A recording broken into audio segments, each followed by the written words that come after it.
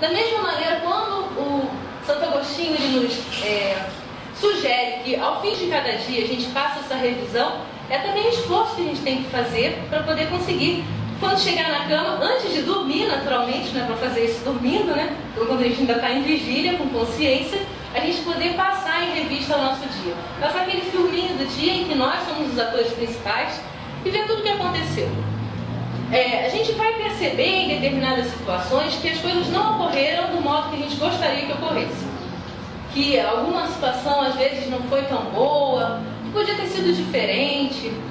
E é importante a gente ver não o que os outros atores, né, desse filme, da nossa vida, fizeram para nós, mas o que nós, como nós agimos, o que nós demos de resposta. E aí imaginar um fim diferente. Como é que a gente poderia mudar essa situação? E a gente nem precisa pensar, não sei como é que eu vou mudar uma coisa que já aconteceu. Olha, na escola, quando a gente era pequena, a professora pedia, vamos imaginar um fim diferente para essa história. E a gente tinha 1000 ideias diferentes de como poder modificar, né, aquela história e fazer com que ela tivesse um final que fosse mais favorável, que a gente gostasse mais. Da mesma maneira, a gente mudando esse final dessa história, a gente já vê quais os pontos que a gente precisa corrigir. E a partir dali a gente já tem as diretrizes para no dia seguinte, se nós ainda estivermos encarnados aqui, podemos fazer e agir de uma maneira diferente. É interessante também notar que um dia a gente tem que mudar tudo, né? É só ver o que vai precisar de reforma. Não precisa mudar todas as coisas. Bom, aqui, quando a gente fala de Santo Agostinho, é interessante a gente conhecer um pouco mais a pessoa para entender melhor a resposta que ele deu. Aqui nós trouxemos em linhas gerais, né, quem foi Santo Agostinho. Ele viveu de 354 a 430 depois de Cristo, nasceu numa cidadezinha lá no norte da Argélia, que na época se chamava Tagaste, e agora tem esse outro nome aqui, para quem quiser procurar. Ele teve uma formação um pouco católica, mas viveu no meio do paganismo e tinha uma vida muito comum, muito nada de especial, assim, digamos, na sua vida. Ele era professor, mas chegou uma determinada época de sua existência que ele começou a ficar muito satisfeito com tudo que estava acontecendo com ele e começou a procurar de novo o que ele conhecia, né, que eram os textos dos evangelhos. E começou a se descobrir nesses textos e aí passou a vida a se dedicar a ler esses textos, meditar e fazer palestras, oratórias e ajudar os outros. E se transformou em bispo. Ele foi ser bispo numa outra cidade aqui da África, que era Hipona. E por isso ele é também conhecido como Santo Agostinho de Hipona. Ele dizia também, uma das frases que nós separamos aqui dele é essa: se eu tivesse poder para curar, curaria ele mesmo. Isso demonstrando a sua humildade, que as pessoas ouvindo as suas palestras, se sentindo muito melhor com aquelas palavras que ele trazia para as pessoas se transformarem, achavam que ele podia também realizar curas. E ele realmente fez a cura de si mesmo, no sentido de que ele se transformou moralmente. Ele era de uma determinada maneira. Quem quiser estudar mais a respeito da vida dele, pode achar informações nesse livro aqui, onde nós tiramos essas breves pinceladas, que é Expoentes da Codificação Espírita. Ele foi editado pela Federação Espírita Paranaense. E lá traz a biografia de vários outros personagens que assinaram algumas mensagens que a gente encontra na codificação. Mas voltando então para Santo Agostinho. Ele é representado pelos pintores da Idade Média assim, com uma mão no coração e o coração em chamas, mostrando o amor que ele tinha e que expandia para todas as criaturas, que era algo muito importante. Então uma mão no coração e a outra mão com um livro, porque ele estava sempre estudando, sempre procurando saber. Então o amor e a sabedoria ali juntos nessa caminhada dele. E ele sempre se fazia, sempre estava, né, por isso representaram ele assim, com roupas simples, não com as roupas que a gente costumava ver os bispos da época. Também é mais um ensinamento para nós, né? Bom, quem quiser saber mais Santo Agostinho já sabe onde procurar, além de outras biografias. Então esse homem, ele realizou essa transformação moral que ele está nos dando aqui, essas ideias para nós. A gente pode ver outros exemplos de transformação no próprio Evangelho. Nós temos Paulo de Tarso, e aí quem quiser estudar um pouquinho melhor, livro Paulo e Estevão, também tem na nossa biblioteca. Temos a própria Maria de Magdala e muitos outros mostrando que é possível, se a gente quiser realmente, utilizando o nosso esforço, nos modificarmos. Voltando à questão, a gente não vai ler toda a questão de Santo Agostinho. Ela é uma resposta bem comprida e também fica o convite para a gente poder analisar com calma em casa essa resposta. Mas ele diz assim num trecho da mensagem: formular, pois, de vós para convosco, questões nítidas e precisas, e não temais multiplicá-las. Justo que se gastem alguns minutos para conquistar uma felicidade eterna. Então, eu também dá uma outra dica em relação a como a gente deve fazer esse autoconhecimento. Vamos começar a perguntar: agi assim? Por que eu agi assim? Será que eu agi assim porque eu estava com inveja, com ciúme, com... O que aconteceu, né? E vai multiplicando essas questões até chegar no cerne, no que realmente gerou aquela ação. Porque aí a gente vai poder trabalhar e modificar aquele sentimento inicial, aquele valor inicial, aquela trave que nós falamos lá no início, retirá-la para que a gente possa melhorar. Ele também dá outros conselhos nessa resposta. Ele diz que quando a gente vai começar esse processo de autoconhecimento, que a gente busque auxílio, orando a Deus, pedindo ajuda também ao nosso anjo da guarda, que está lá junto conosco em todos os momentos, querendo nos auxiliar, esperando justamente que a gente abra essa porta, né, de comunicação para que ele possa nos sugerir boas ideias e coisas que a gente possa melhorar e modificar em nós. Outra sugestão que ele nos dá é que se nós estamos em dúvida em determinada situação, se nós nos comportamos bem ou mal, que a gente transfira essa mesma cena para uma outra pessoa e que nós possamos olhar. O que nós julgaríamos então nesse caso? Foi bom? Foi ruim? Então, transferindo essa cena para uma outra pessoa, se nós condenarmos uma outra pessoa, então também é ruim para nós. Né? Nós não deveríamos fazer. Essa é uma outra dica quando a gente está um pouco em dúvida em relação a uma situação que a gente tem que avaliar. E por fim, ele diz o seguinte, uma sugestão bem interessante, que se a gente continua em dúvida qual é a melhor maneira de agir em determinada situação, que a gente busque a opinião de outras pessoas, mas principalmente daqueles que se julgam os nossos inimigos.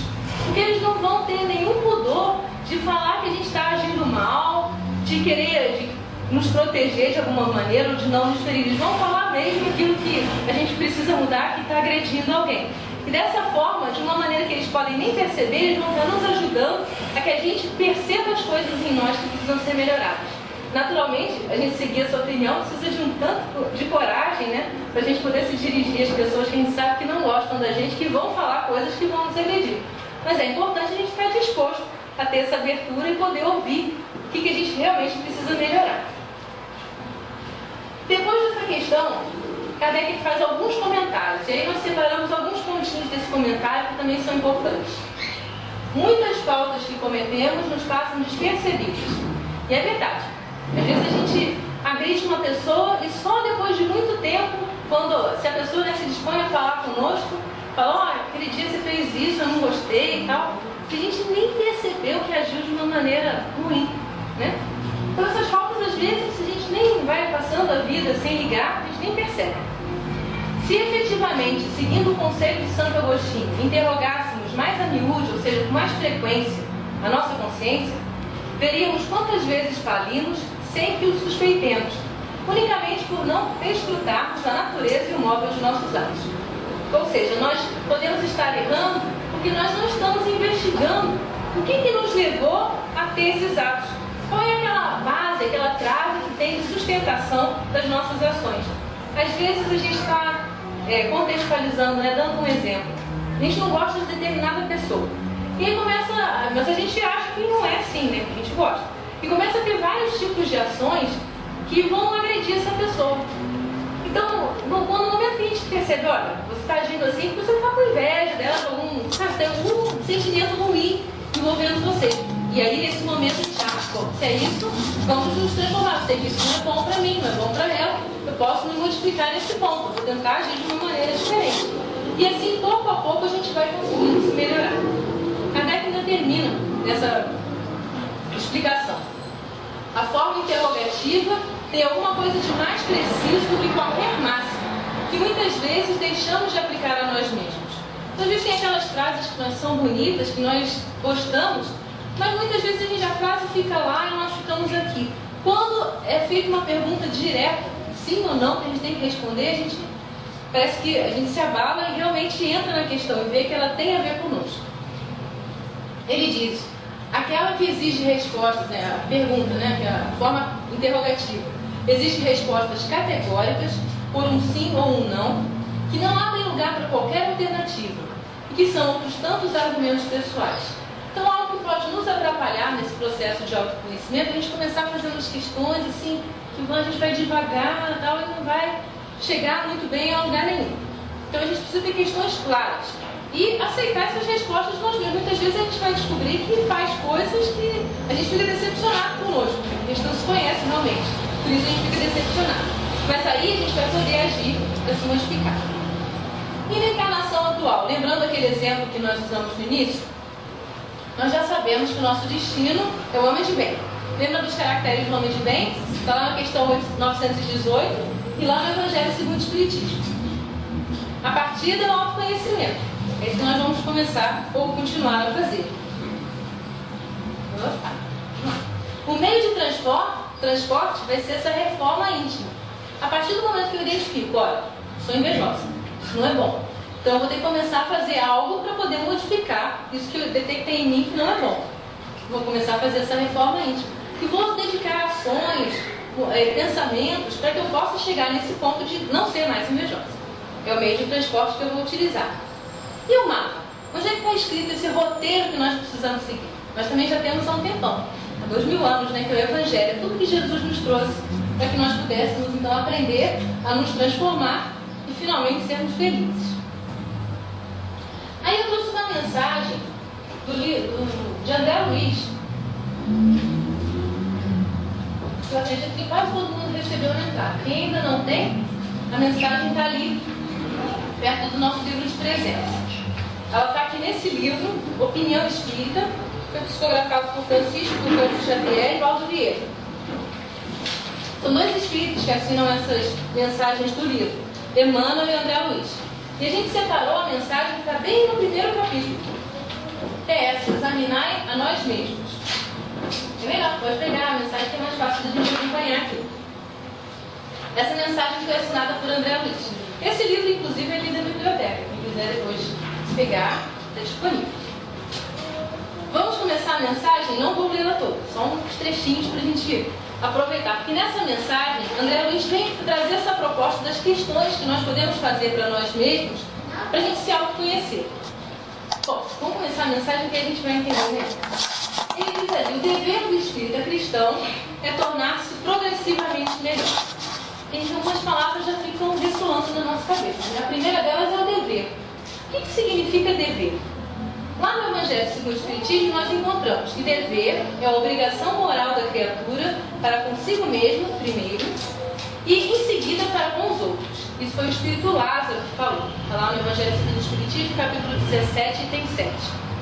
Então, dever não é algo que a gente tem que fazer para os outros verem.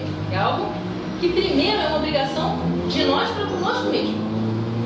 Esse dever do espírita cristão, e aí a gente lembra aquela definição de verdadeiro espírita, né? Ele diz, é tornar-se progressivamente melhor. Vamos continuar aqui no tornar-se melhor. Por que a gente tem que se tornar melhor? Está lá escrito na Lei do Progresso, na terceira parte do Livro dos Espíritos, no capítulo 8. E lá no Livro dos Espíritos também a gente pode encontrar a parte da progressão dos espíritos. Na segunda parte, na questão que é 115, Kardec perguntou lá para os espíritos superiores. Dos espíritos, uns terão sido criados bons e outros maus? Então já perguntando se alguém teve algum privilégio. Ou será que todo mundo foi criado igual ou teve alguns que foram criados melhores e outros menos melhores, né? E a resposta também foi categórica.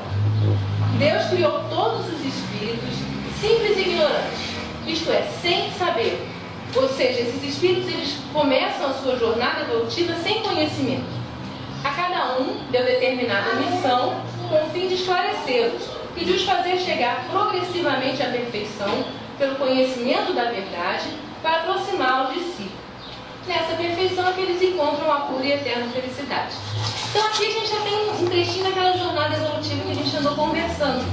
Todos nós fomos criados simples e ignorantes e através das encarnações, conforme a gente for aprendendo com todas as experiências que nós vivenciamos, nós vamos ter esse conhecimento da verdade e nos aproximarmos cada vez mais de Deus. E aí sermos mais felizes. Então esse é o primeiro assertivo que André Luiz nos traz, né? O dever do espírita cristão é tornar-se progressivamente melhor. Agora nós entendemos por que ele disse isso. Por que nós temos que nos melhorar?